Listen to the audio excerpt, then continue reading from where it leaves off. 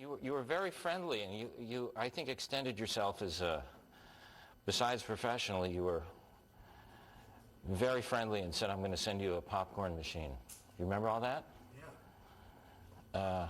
And I thought that I didn't really respond equally. I never forget some of these things because you're a really solid guy. I always remember that line. I never got the popcorn machine. Well, the show went off the air. It was like, No. But the truth of it is, I didn't think I deserved the popcorn. I'm not making a joke. I thought that I just didn't. I thought it was symbolic because I thought you really extended yourself and I didn't sort of appropriately extend myself back. So I'd like to... make it up to me by coming in here and smacking me in the face a few times? I'm going to allow you to hit me so hard that I don't have to... work again for the next 5 years? Finish these DVDs. You're the last person. I really wanted to see you. But I really, I want to apologize for that.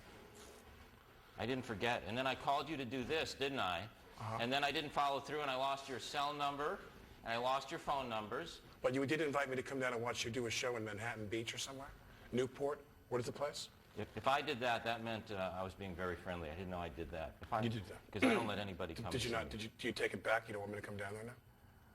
You should come down and see me because I talk about... Because it's an evening of comedy? Huh? Because it's an evening of comedy? It's not an evening of comedy. I do about 45 minutes, and there's about 10 minutes of comedy, if you call that an evening. But the fact is I talk about life and troubles and everything that I hope that's real. I'd love you to see it. I'd love to see it. See if you can then tell me what I got. See if it's My favorite line from the show. My favorite line from the show. You come off stage during the show, within the show, and you say to Rip, "I can't help it. I keep seeing him and Francine, him fucking her brains out. And she's on top." Yeah. Rip says, "The lazy bastard." Yeah, the lazy bastard. Rip. And Roy London directed that one. I don't want to lose this moment of you coming on the show a minute, though, because actually I'm just curious for myself. So you came on, and really, such a big star to come on to do that show, it was really important. Not only was it hilarious and your work is phenomenal, seriously, but you have this sense of play that, is astonishing. So what were you feeling that when you came in to do that you were so committed? You just commit, don't you? Well, I look at the show and I say, is it a show I like, and do I want to be a part of that? And I also say to myself that a lot of these people you do these shows with, they obviously could, you can't be funny the way they are. I'm not as funny as you. I'm not as quick as you, so you don't try to do that. You realize, even if I have to humiliate myself, I want to be a funny element in a show I think is fun. Like SNL. Warren Michaels sat me down when I did SNL and he said, either we send up your persona because you're like Stallone and we mock your career. He goes, you're not like that. He goes, or you come on and join us and be a regular cast member and just pull your pants down and humiliate yourself. So that's what I do.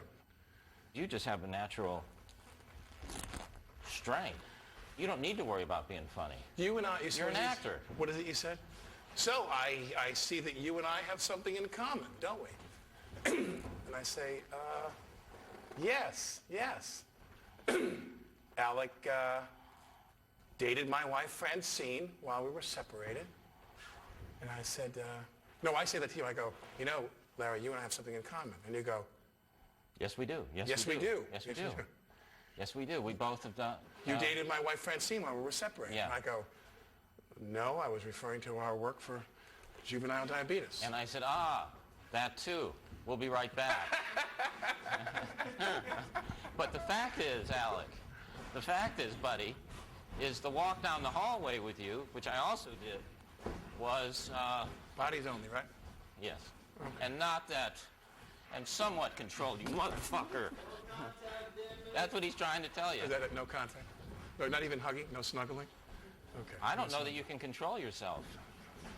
No snuggling?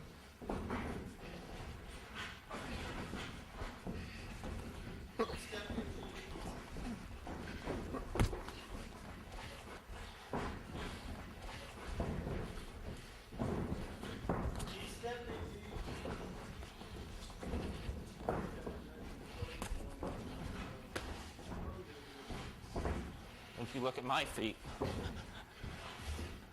I'm looking at your breasts. Oh, so you throw it high. Look. You realize you hit?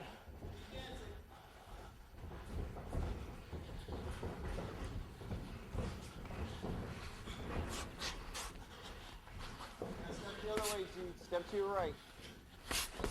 Keep stepping, keep stepping. There you go. 5 seconds. Time. Walk around, shake it out. I'm exhausted. Ah, that was good. That was very good.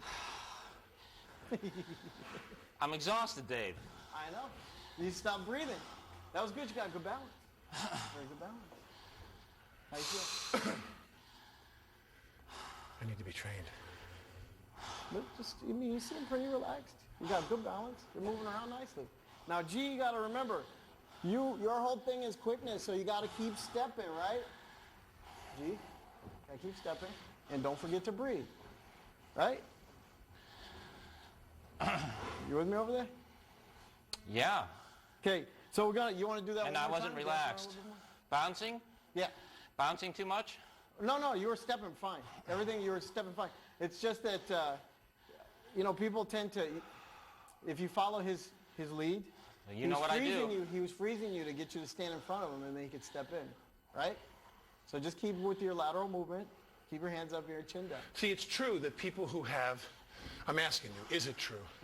That people who have limited punching gifts, if all I've got is a good right hand, straight right hand, I'm telling you that with everything I do. Isn't that true? If you're a real boxer. I'm always trying to set that up. Set that up, right. So you see that, you know?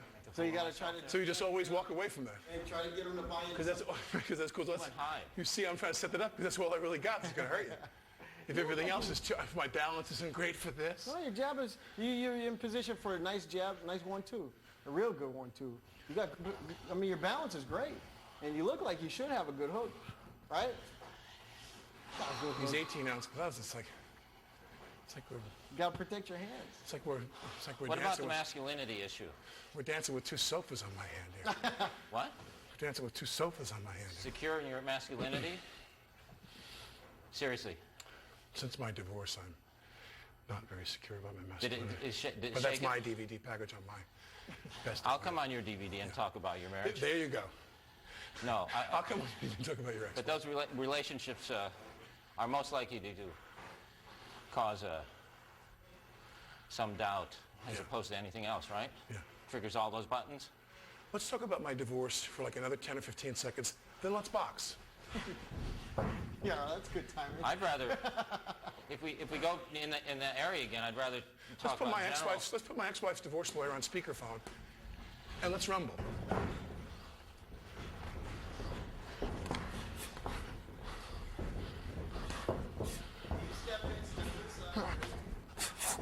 Keep stepping. Get off the ropes. Good. Keep your hands up. Chin down. Keep stepping. Just bounce. Give me a little bounce. You got a little bounce in you. Breathe deeply. Breathe through your nose. No, don't come forward. Just dance around. Step around. Step around. Hands up. Step around. Step. Oh, time. Good. Walk around. Shake it What do out. I do with that? You got to dance around. Remember I told you keep your elbows in front of you and keep your chin down? So when he goes to grab you like that to put compression on your chest? I mean this seriously. I mean, how can how can you be in a relationship when you can get that carried away?